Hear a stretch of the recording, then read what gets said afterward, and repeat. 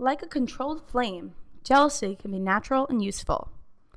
Jealousy is a naturally occurring emotion that is passed down from our ancestors as a mechanism to cope with reproductive threats.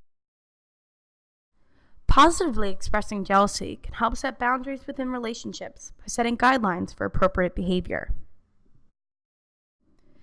Expressing jealousy can also help show your partner that you care about them, which can lead to increased attraction and relational closeness. But just like a flickering candle, jealousy can turn into a fire that is dangerous, destructive, and out of control.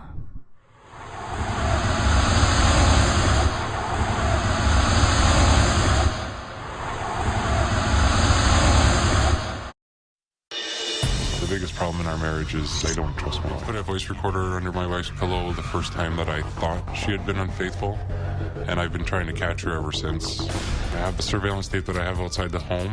It's a nauseous feeling when you think someone's being unfaithful or not telling you the truth, and just very sickening. It's hard to love somebody you don't trust. Couples who do not know how to adequately control and express their jealousy have lower levels of relationship satisfaction and increased chances of relationship dissolution. Jealousy can often consume a relationship partner to the point where the jealous individual cannot fully commit to the relationship due to their preoccupation with their jealousy. On the other hand, the partner of a jealous person may become disgruntled with their partner's jealous behavior and lack of trust, which could lead to the end of the relationship. But what is jealousy? And why does it become such a problem in so many relationships? Well, jealousy is something we feel when in a relationship that we really feel strongly about. We feel some sense of insecurity, some sense of threat, like is this person really going to be there for me? Or is there some danger that he or she will be attracted to somebody else? So I think it is a fear-based, anxiety-based emotion based on our fear of abandonment or rejection.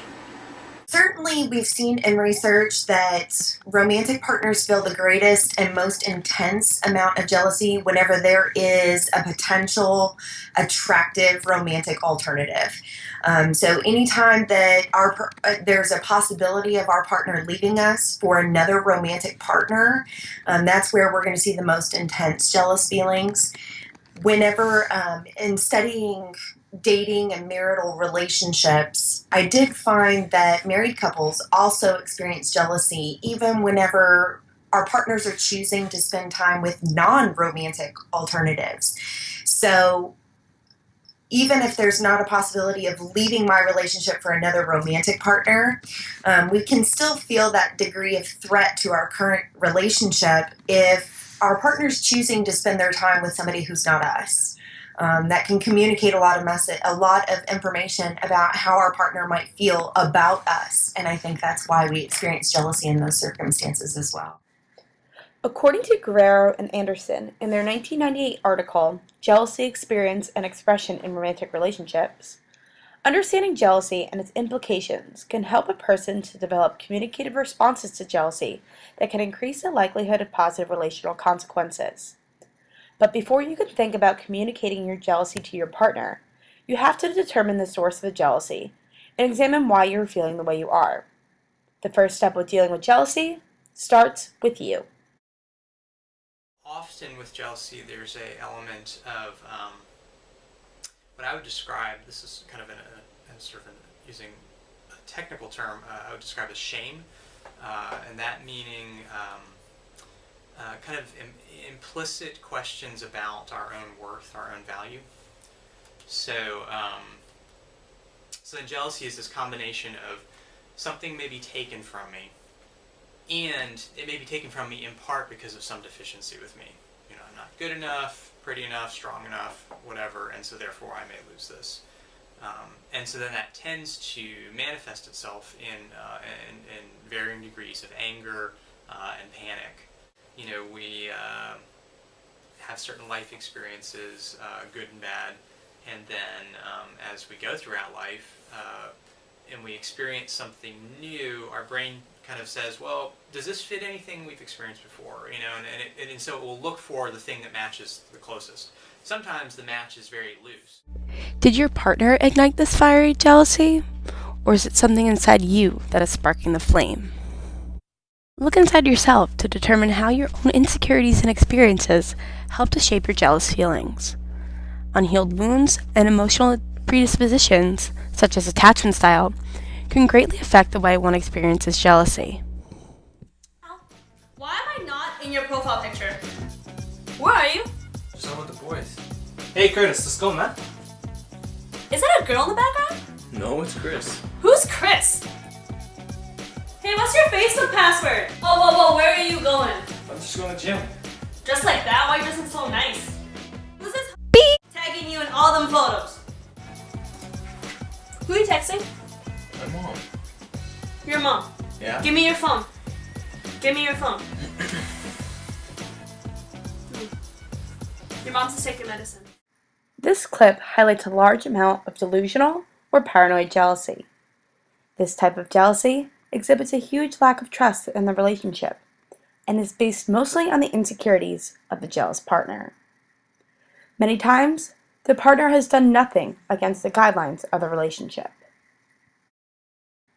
Pfeiffer and Wong, in their research published in 1989 by the Journal of Social and Personal Relationships, suggest that writing in a journal or talking to a close confidant or counselor can help to clarify how you are personally contributing to your own jealousy.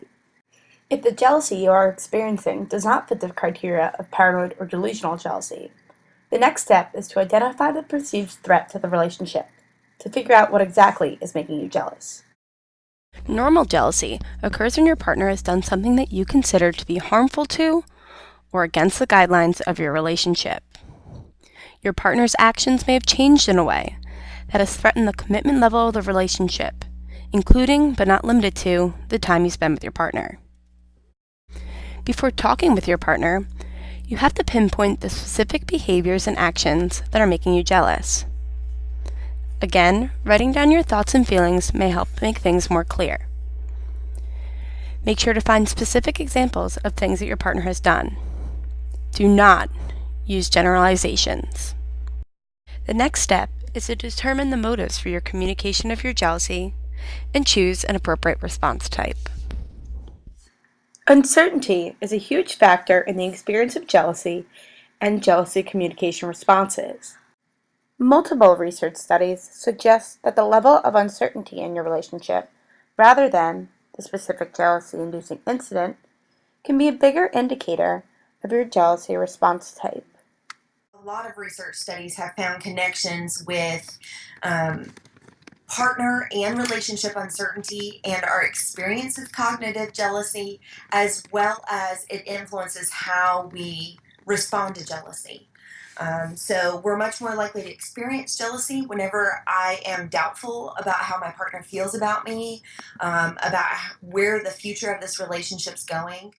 Dr. Kennedy Lightsey, along with her colleague Dr. Booth Buddingfield, explored the relationship between uncertainty and jealousy in their 2011 article, Responses to Jealousy Situations That Evoke Uncertainty in Married and Dating Relationships.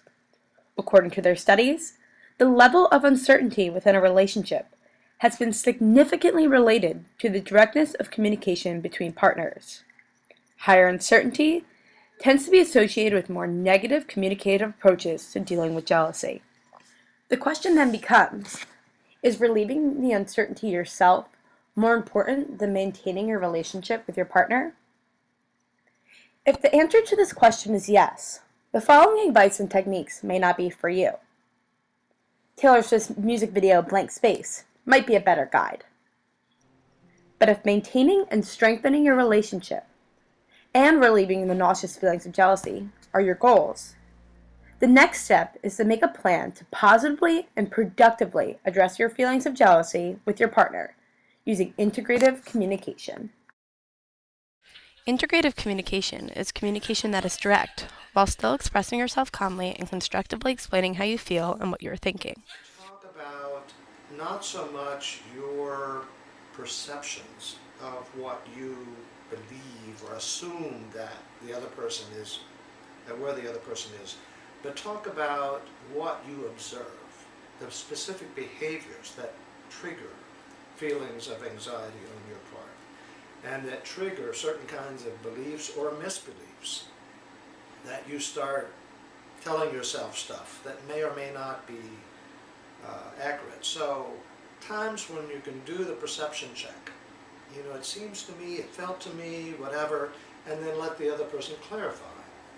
Is that an accurate perception or not? Sitting down and having those calm discussions is going to be the most effective, because it's going to allow partners to reduce their uncertainty about the relationship, clarify any confusion about the situation in and of itself, and then that discussion can be a chance for partners to offer reassurance about how they feel about the relationship. The keys to integrative communication are to remain calm and in control of your emotions, be direct, specific, and goal-focused, and keep a positive tone. You know, hey, it's been 3 nights in a row that you've, been out with so-and-so, and I've been missing you at home, and I'm just kind of wondering what's going on. This is, not like you, and just would like for us to be able to talk about this. The time, place, and emotional state of both partners are all crucial factors that contribute to the success of the interaction. When we are in our best rational mindset, that's the time to talk about it. Otherwise, file it and wait to talk about it until you are both in a good, rational state. We need to be able to talk about this at some point.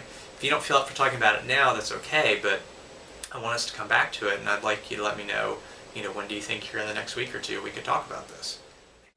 According to Yoshimura's 2004 article, Emotional and Behavioral Responses to Romantic Jealousy Expressions, when jealous individuals use positive, direct jealousy messages, their partners are less likely to be uncertain about the jealous individual's behavior. Their partners are also more likely to experience positive emotions and respond with similar positive messages, including trying to come to an understanding about the jealousy situation. In addition to knowing how to communicate your own jealousy, couples need to learn how to listen to and interpret their partner's jealousy communication. Express some kind of empathy for where they're coming from. That doesn't mean you agree with their position or their assumptions. But if you at least say, I'm glad you shared that, and I'm glad to have an opportunity just to tell you how I really feel, rather than immediately being reactive, you are reflective and show support and empathy for their feelings, even though you might not agree with their conclusions. In terms of dealing with a jealous partner, because we've seen such a strong connection between satisfaction, relationship satisfaction, and integrative communication, I do recommend that as partners try to encourage each other to engage in that open expression. So if my partner were jealous, I would repeatedly ask him or try to get him to open up in terms of why he's jealous. What are the behaviors that I might be engaging in that might be creating or stimulating that jealousy, and getting him to focus on the behaviors he's seeing me engage in. Learning how to express jealousy in an open, calm, and understanding manner can lead to positive behavior changes and anxiety alleviation that can help to relieve some of the negative feelings associated with jealousy. Jealousy is inevitable. How you choose to manage the flame is up to you. I turn the chill